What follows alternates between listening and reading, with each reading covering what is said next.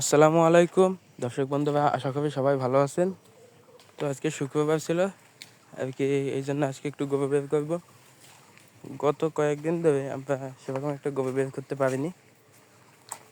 এই জন্য আমাদের যে বড় যে কালো গোবরটা আছে, এই যে মানে এই দেশি যে কালো গোবরটা, এটা একটু সমস্যা হচ্ছিল, একটু মানে ভারী হয়ে গেছে। তো এই জন্য এই গোবরটা প্রায় মনে করেন যদি 4-5 দিন বা এক সপ্তাহ বের করা না হয়, তাহলে এর একটু সমস্যা দেখা দেয়।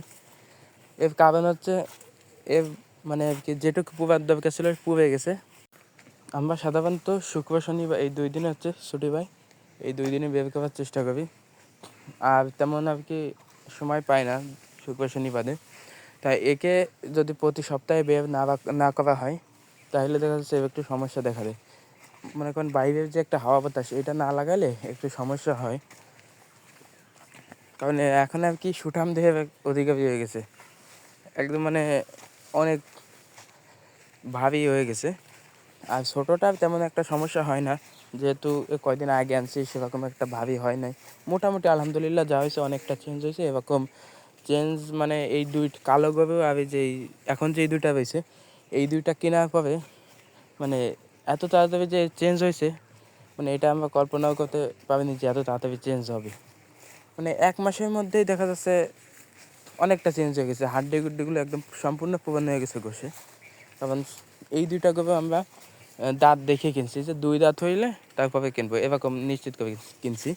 মানে আমাদের যে আগের যে কালো যে জার্সি গরুটা ছিল, ওইটা কিন্তু মানে সেরকম চেঞ্জই হচ্ছিল না, শুধু লম্বা হচ্ছিল। ওটার মূল কারণ হচ্ছে ওটা হচ্ছে দাঁত ছিল না, মানে বয়স হয়েছিল না, এখনও বাছুর ছিল। এখনও মনে করেন যদি থাকতে কুরবানিতেও বয়স হইতো না।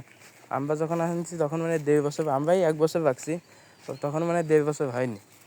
মানে বয়স খুবই কম ছিল এবং মানে লম্বা চওড়া ছিল খুব। গরুটা রাখতে পারলে দেখা যাচ্ছে অনেক ভালো হতো।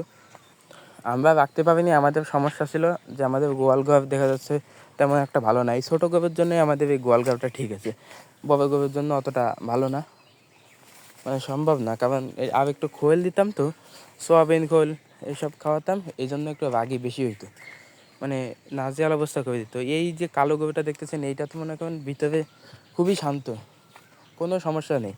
এই যে মুখলি দেওয়ার কারণে সমস্যা হয়েছে, মুখলি এখনও বাদ দিয়ে দিছি। ভাবছি যেদিন দেখা যাচ্ছে যদি হাটে নেওয়া লাগে, সেদিনকে আর কি মুখালি পকাই দেবো, এর আগে মুখালি দিব না। কারণ এর ভিতরে সেরকম একটা আর কি ঝামেলা করে না। এই বাইরে এসে মনে করেন 1 সপ্তাহ পর বের হয়, একটু ছাপা পাই, এই জন্য একটু দেখা যাচ্ছে লাফালাফি করে। এমনি তেমন কিছু না, কবে কোনো গুতা নাই। এই ছোটো যেটা, এইটা একটু বান্ধব আছে, মাঝে মাঝে একটু গুতাইতে যায়, আর তেমন কোনো সমস্যা না। তো অনেক দিন পরে বের করছিলাম, দুইটা দেখেন যে মানে করতেছে, গুতাগুতি করতেছে, অনেক গুতাগুতি করে আর একটু লাফালাফি করে। এই লাফালাফি করলে একটু ভালো হয়, দেখা যাচ্ছে গোবরটাও একটু সুস্থ থাকে। কিন্তু একাধারে দেখা যাচ্ছে মাসকে মাস যদি ঘরে এক জায়গায় থাকে, তাহলে মনে করেন মানুষও তো থাকতে পারে না, তাহলে এদের অবস্থাও সেই একই হয়।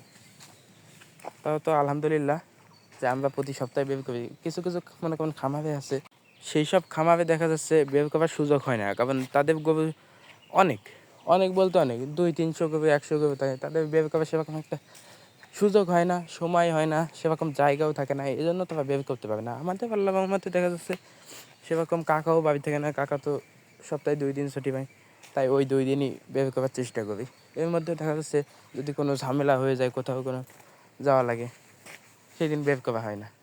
তো এই ছিল আমাদের আজকের ভিডিও, আমাদের জন্য দোয়া করবেন। আসসালামু আলাইকুম ওয়া রাহমাতুল্লাহ।